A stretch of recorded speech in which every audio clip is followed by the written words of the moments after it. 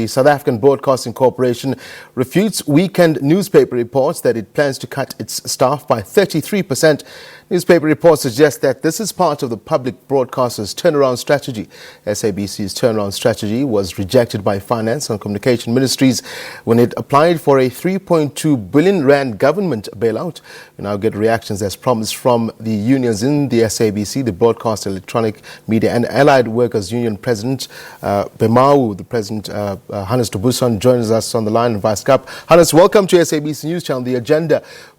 I'm not sure whether you are tuned in, but we spoke earlier to SABC's spokesperson, Vuyo Mthembu, and she refused the claims. And I tried to press on the fact that these reports in the papers are quite specific when it comes to numbers, and she says there's no such thing.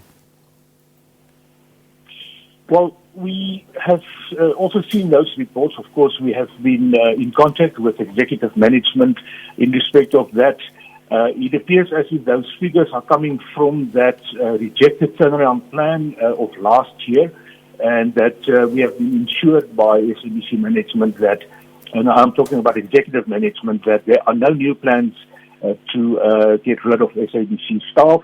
In fact, that would be in breach of the undertaking that was given to us during the termination of the Section 189 process, where the SABC has indicated that they will embark on a skills audit and that there would be then a process to see if there are any excess staff, that how they would then be redeployed and taken up inside the organisation. Now, Hannes, when reading these reports, and obviously the reports that the SABC has refuted, it speaks of, and as you said yourself, this is part of the turnaround strategy that was declined or rejected earlier. But according to this, the SABC is continuing with that very same, report, what they suggested to the ministries.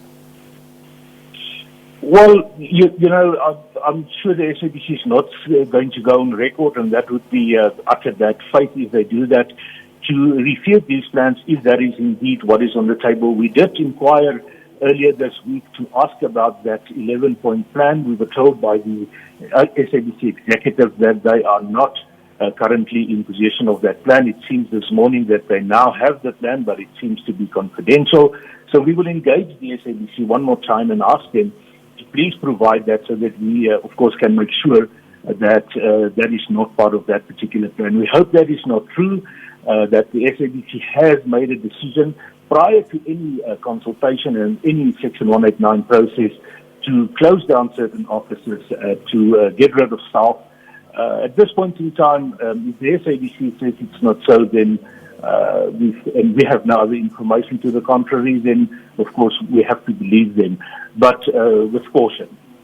The ramifications, Hannes, I mean, you spoke about right now, alluded to closing down of some of the offices, and these are big offices, if for lack of a better word. And as far as SABC is concerned, there's talk of the Swane office in Pretoria, there's talk of the George office down in the Western Cape. These are big offices, and most of some content, major content with regards to SABC News' coverage, comes from these regions. Well, of course, if the SABC has plans, for instance, to close down any offices, we need to see those particular plans, because it would have an impact on staff. Of course, the communities itself should and will complain, because I'm sure that they have put up quite a big fight to have the SABC close to them. That is also one of the SABC strategies, is to go out to the people and to be amongst the people. And that would, of course, refute that particular statement of the SABC that they want a widespread presence in the community. Of course, if those offices are going to be closed down, it needs to be weighed up against the cost of sending people there, traveling there. And, of course, the community must then speak up and make their voice heard in respect of this. It means that smaller stories that would have been covered normally would now not be covered by the SABC due to the cost factor.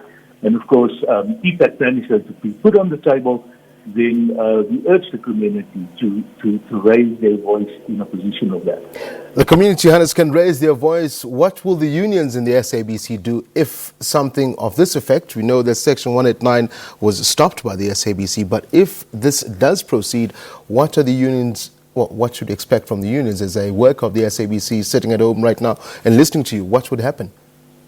Well, of course, we will fight any such plans. It needs to be a very, very good plan, and there needs to be assurances from the SABC that people will not lose their jobs. Of course, the SABC cannot continue with such a process outside the Section 189 process, in particular if it is going to affect employees' terms and conditions of employment. So there is an assurance from the Bemawu side that, as always, we will vehemently fight to protect jobs at the SABC. Of course, not at the cost of the greater SABC, but we believe there are plans, and the SABC can turn around without losing any staff. It needs to improve its revenue, and that's currently not happening, and that is what we want to see.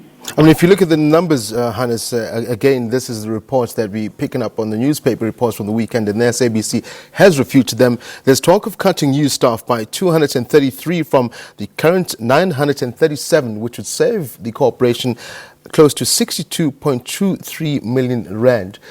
A news department where a lot of people would say is very short-staffed. Well, we know that they are short-staffed, and we have raised this with the SABC previously. We know, for instance, that there are quite junior people that act as bulletin editors and so on.